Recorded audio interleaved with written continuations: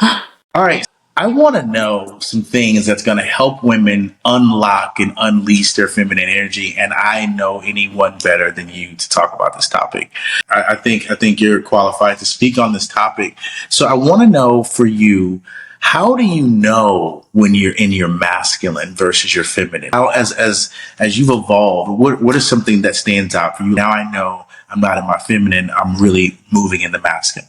Well, I think it comes to the characteristics of how we're portraying ourselves. Do we feel like we're in our natural state? Do we feel normal doing what we're doing? And I think that a lot of times, unfortunately, the case is people end up being in an environment that encourages and engraves a certain kind of mindset that we adapt. And unfortunately, it stays with us because if we don't deal with it, it's going to keep happening, and it might subconsciously slip out. And whether we want to or not, like our relationships are always going to harvest what we did not heal from. And I think that one of the main things that myself, I always want to put myself on the chopping block first because I don't want women to ever think like I'm just coming for them and I'm being negative and I'm just hating. Because at the end of the day, I'm a woman too. I understand. I wear the shoe. I know where it fits. So I understand the struggles of some people be trying you, especially in relationships. Like, you So cannot. people test you can, and I don't mean to interrupt you, but it almost sounds like you're Sure. saying sometimes I'm in my feminine, but situations are testing my masculine. Wait a Right. minute, I'm trying to be in my feminine, but this person is trying to activate because we all have masculine and feminine energy. That's a natural thing. Yeah. But like you were saying, sometimes most of the times it's there, but sometimes people try to activate it. And I think that is a really unfortunate part because you see so many times where kind women, people want a feminine, kind woman, but you cannot exactly always be pretty and kind because people always will try to take advantage. And that's the unfortunate part. Yes, you could try as much as you want. You could be nice. But when you're kind and you also are attractive to people, people love to test the waters. They love to take advantage of what they think that they can control. And that's the unfortunate part. But learning how to master yourself, how to discipline yourself to where I'm not going to let you get me out of my emotion, out of the state that I am meant to be serving. And especially, I think the main symptom of not being able to master yourself is being so easily foldable to your emotions. I've been there before where whether I was talking to somebody, there's always that one person that can get you from here to here. Zero Size to that you 100. never thought that you would reach.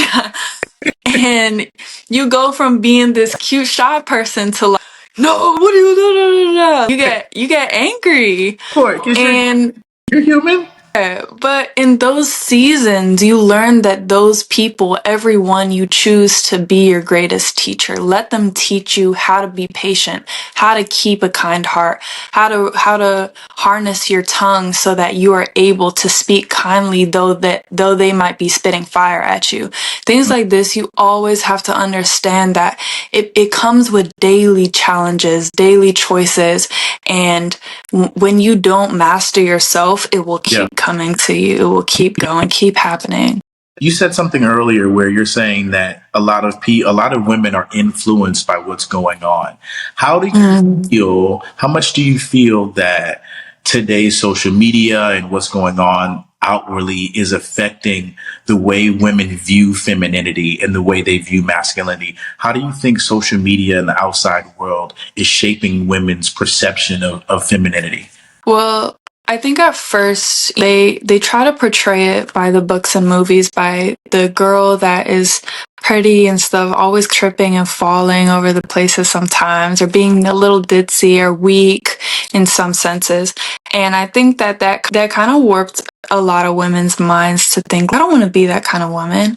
I don't want to be weak or all of these things. And so they end up trying to gain control of situations, and they end up, because we also do understand in today's time and age, Mhm. there are more bad people than good. And Yeah. so there are more bad people than There are good. more bad people. And That's accurate. and it's an unfortunate thing. They might not always be bad, but there's a lot of people that make a lot of bad choices. Like almost everyone is. That And was in the really good. I saw what you did there. It's and not, so we've not that you're a bad person, but if you're honest with yourself, we all do bad things. No, it doesn't make you yes. a bad person, but you do bad stuff. Like, And I think we all could say we probably all been the villain of somebody's story, even if we had nothing to do with it. Somebody's story. got your A list. Like, what's going on? Exactly. I think that plays a huge factor in just the outward look on the way we carry ourselves on a daily basis. But yeah, when it comes to mainstream media, that's also a really big thing because you see so many times where they let I think it comes with raising. I think it starts with raising your kids. I think there's a lack of discipline in parenting. There's I can see. a lack of education in parenting. And I Yeah. know kids have kids, but even when kids have kids, they don't seek or they don't have the help that they need in order No, to they be don't. able to raise their kids in a way that will strengthen them, because at the end of the day, I don't think parents know exactly that when they are always complaining and always spewing problems on kids, which a lot of parents tend to do subconsciously, they might not even realize it. They're trauma dumping. Yeah. And exactly, and they don't understand that kids, when they think badly about the other parent, especially in these single households, when the other parent is always saying stuff or speaking bad on the other person and things like this, your kid ends up growing up to resent the other person but still need them because they're still attracted to them. In that way, they grow up thinking like, this person I can't trust, or I can't do this, I can't do that with that person. And it ends up becoming a cycle because you're so used to it. And unfortunately, people don't understand. I will always refer to the Bible, and some people will get sick of me, but people don't understand that. What are three things that you think that you do personally that activates your feminine energy to where these are some things that when I really want to tap into that girl, that soft side of me, here's a few things that I do that really helps activate and awaken that feminine energy. What are some things that the ladies can maybe utilize? Well, I think for me personally, I grew up in a barbershop for a few years. I grew up in a very masculine environment where a lot of men have told me things about women that they think is, bad, or what they're going through personally. And learning what a man feeds off of. This is reconnecting. Yeah. Can you hear me? It's like, hold on. No, we're having technical difficulties. Hold on, chat. This is good. I think it's back though. I don't know. There we go. We're back. Looks like. Are we back? We could be back. I think we're good. I think the first thing is learning how to talk to your partner, learning how your partner responds to certain things. Let's go back since we chopped it up. Are you there? I'm here. The question was, what are three things or a couple things that you do personally that activates your feminine energy? Go. I don't think there's anything specific that activates it. I think it's a day by day choice. It is a daily decision to understand that the person that I do not want to be is the person that I act off of emotion so fast. And in the process of learning how to master myself, I learned patience, I learned softness, and I learned kindness. All of these things, I understand that a man responds and reacts to a certain way, how I talk and how I act. And even though he might be mad at me and angry at in the time that he is, I have to understand that even if I match that energy, what help is that going to give? What am I doing to really cool the fire down? And if I'm causing to match the energy or try to outdo him or just be louder and stuff like that. I'm gonna dominate you and I'm gonna be master. Yeah, I feel right. But if we do that, we understand that now we're devaluing ourselves. We're disrespecting ourselves because why do I feel like I need to speak like that? You know what? At that tone. On the way here, before we started the podcast, I was thinking about the word masculine, and I like to break things down. And I was thinking about the first part of masculine is mask. You're masking something, masculine, right? Or masculine. And what do you mean by that? Exactly. When you're a man, we are wearing a mask that we go out to the world and we portray. We're that guy. We're getting it done. We're wearing a mask as the protector, the provider, that man. When we get home, that mask changes. It softens. It forms into something completely different. The mask is still there, but it changes. And I feel like women have the ability not to need the mask because your energy naturally just flows. Like we're men, like we have to change our appearance and the way we feel. Like it's not as natural to us as it is to you guys. Why not? I don't know. I feel like men have been taught to not show that side of themselves, remain in the mask of, provider, all of the masculine traits, right? We've been taught to just be that guy.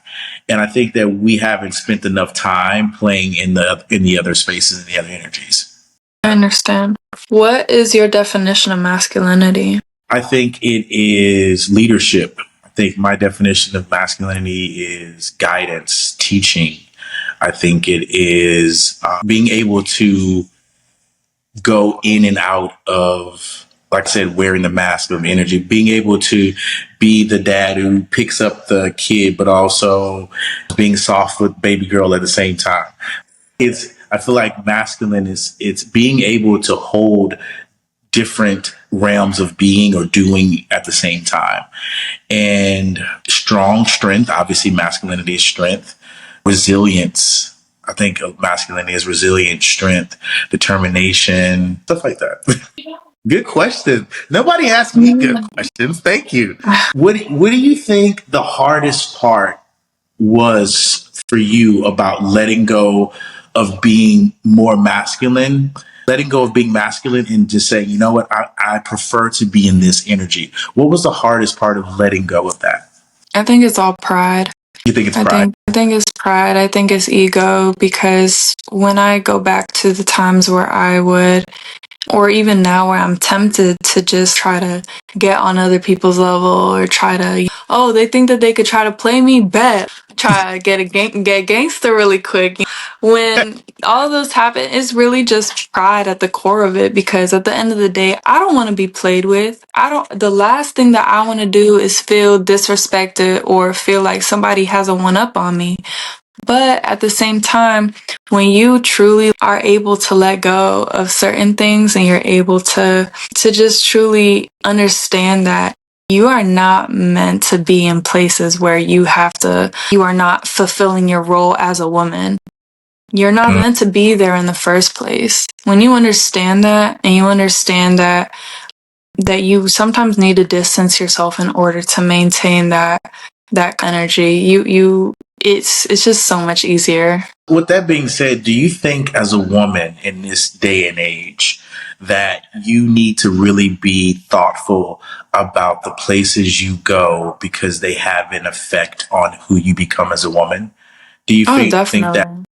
And I think a lot of times women don't understand how certain things shape their perception of men, of reality, based on where they go, because that is the lens in which you see the world. I think they do know the consequences, and I think they know women are not stupid. They're smart, especially when women are so smart. In fact, I would even argue that women are just a lot more sneakier than men, honestly, I agree when with it that. comes to that. Yeah. And I'll say that because like women are just they're very articulate with every detail. Most They of them, women are especially if they care. so Then you're so feminine energy is also attention to detail. it is. It is. It is. It is Yeah. in some form. Because you also understand like we're catered to our family. We're catered to being the woman of the house and understanding that yes, the man is the leader, but a woman is technically the foundation of the family. Yeah. Everyone really relies on her as well as the man because Correct. the baby needs her, the husband still needs love from her, all of these things, and she needs to fulfill those roles. And speaking of that, speaking of babies and roles, I've been thinking, and I've been asking this question a lot. I've been doing some street interviews, and I'm going to ask you the same question. Why do you think women in this day and age are replacing babies and family with animals? I lived in Miami for like 4 years, and the amount of women you see childless with a bunch of dogs, it's mind blowing. And so what Well, I it's responsibility though. People don't like that responsibility, and it's scary. how old are you? I'm 20. See, this is the thing. This is the thing, right? Okay, does it scare you? Does it scare you personally? Oh, so me personally, I want like 7 kids. I'll tell everybody that, and people are like, what? Nah, that's too much. Even my mom's like, you're not gonna say that after your first kid. But I had this one dream and it scared me out of bed. I like levitated up because I was like, I don't know what just happened, but I had like a nightmare that I was giving birth, and to just picture something pretty massive coming out, something so small, it's a little frightening. Yes, it is, and to the fact that it changes your body so much, the risk that you put into it. The women don't understand how beautiful that dream is when you have the right person to fulfill it. Oh, I guess you left. You can hear me? Looks like we restarted. I don't know what just Okay. happened.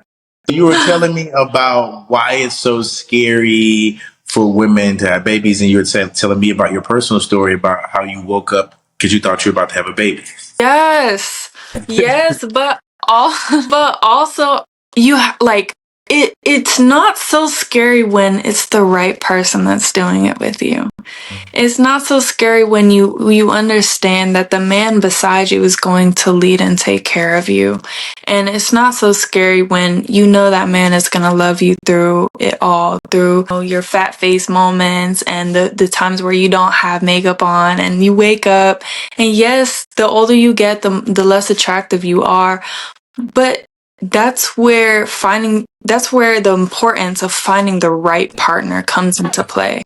And unfortunately, some people are so afraid of letting go of what they have and in fear of what could be. Is the grass really greener on the other side? Or people think the grass is too green on the other side, and they think that they can find the perfect person and end up losing somebody who is really down for them. It goes either way, but either way, like again, I will say there is a blueprint of a perfect relationship, and you can only find that in the Bible. I agree to that. At 20 years old, what can you tell young women? I don't know. I think you're special because, and I'm not telling you that because I like you. I'm telling you that because at 20 years old, most women are not speaking the way that you are about life skills. They're just not. When I'm listening to you talk, I'm like, wait, how old are you? So what can you tell younger women to help inspire them to be a little bit more softer, to not be afraid to step into the river of change and do the opposite of what they're seeing on social media and follow a softer path? And not because it's the new thing. I've been seeing that, by the way, soft girl era. I don't know, is that what they're calling it or something like that? I don't know, but I don't think it should be an era though. I think it should be Era, a forever change. era, Era is a season. Why are we only soft for a season? after the off season, you go back. You go back to You go back to being gangsta. What's up? yeah. Cinderella lost the shoe, the slipper. You like you go. You like I'm gonna throw mine off. I don't even want it. It's really crazy out here. I'm not gonna lie, but honestly, when women ask me, you know, what my viewpoints are and how I got them and stuff like that, I always refer to you see results. That's it. If you want to see results, do the work and put in the work to change. If you're not changing it, you're choosing it. I heard somebody say that one day, I like and that. it really You're choosing it. exactly. And I think that it stands so true because when it comes to the way a man reacts and feeds off of how a woman acts as well, and vice versa, it blossoms into something that somebody could never imagine. Like a love that is balanced is the most beautiful love because you were able to complement each other. You bring the sugar, I bring the salt. Now we both have sugar and salt. I love that. And I love the fact that as you're saying this, I think that the thing that makes the masculine and feminine energy within man and woman so amazing is that I don't want to be everything to you. And I don't want you to try to be everything to me. I want you to give me the best part of you, which is your feminine energy. Like you are naturally given certain natural inclusivities and callings and longings that weren't put in me, but weren't put inside of me. And God has given me certain missions and feelings that He didn't give to you. And I think that is so beautiful because you don't have to be me and I don't have to try to be you. I can stay in my energy. And if I need to kind of go over your world for a little bit, I can tap into that, but I don't have to stay there. Like I can bask in the fact that I'm so different that I complete the rest of the part of you that is also different. I agree. That's good. That's good. That's it. All right, I think I got a couple more and then we'll land. Hardest part. Do you think that self-love takes discipline for a woman? Oh yeah, definitely. But that also goes hand in hand with self-respect too. I think that people could love themselves all day long, but do you respect yourself? Will you make that decision to leave the person though he may be giving you or promising you whatever, but is he fulfilling that role? Is he doing what he needs to do as a man, and are you doing what you need to do as a woman? I think that self-respect goes a long way, and in the waters of how great do you want to be as a person? How great do you want to be, and what are you willing to do to get there? And I don't mean great in terms of status and success. I mean great in terms of how many lives are you changing? Because that's what we're put on this earth to do. We're put on this earth to change lives and to be disciples. And so if we're not fulfilling that, what value do we really have in this world? I honestly truly don't think that we were put on this earth to do anything else but to either get saved and save other people or to just be the better person. Hold on. I think you just started cutting. No. Hold on. That might be our cue. You still there? Oh, sweet. Well, that was good. We can wrap it up there. That was amazing. That was good. How you feel about that? I feel good. Decent questions. Nothing too crazy, right? Where are you based? Where are you based? Houston and Miami. I feel like you can get a lot of interviews in Miami, yeah? There's a lot of people who probably think how you would need for engagement. You would think that, but people in Miami are not very friendly. Why not? Because they're from all over the place. They're not from Miami. Most of them are from like New York and East Coast where people aren't really super friendly. You know, you don't really have a lot of like Cali people don't have to come to Miami. Like, why would they do that? So you got a lot of people in the middle or the East that go to Miami. And so I really wish Miami was more like that. Yeah. Like more friendly? Yeah, more friendlier. Yeah, that's one of the reasons why I left actually. Texas is way more friendlier, like super friendly. No, I was agreeing with you. Yeah, I stayed in Austin for 4 years. I grew up in Houston, so I grew up here where I'm at now. but I'm gonna be leaving here, and I'm gonna get a place in Austin, just because the energy there is more conducive to what I'm doing. You know, you got Joe Rogan there. There's a few other podcasters that have things there. Preston Smiles, one of my friends, he has a spot there. I think it'll be better for me there. Okay. Congratulate you. Thank you. Where are you based, by the way? I'm in the DMV. Really? So like DC, Maryland, Virginia, yeah. You said where? Like DC, Maryland, Virginia area. How far are you from Virginia Beach? Probably like 3-4 hours. Okay. So you're more in. Yeah, more toward the city. Okay. That's dope. How long you live there? I lived there for most of my life, honestly. I was kind of back and forth all over the DMV. Hold on. Let me get off this. Okay.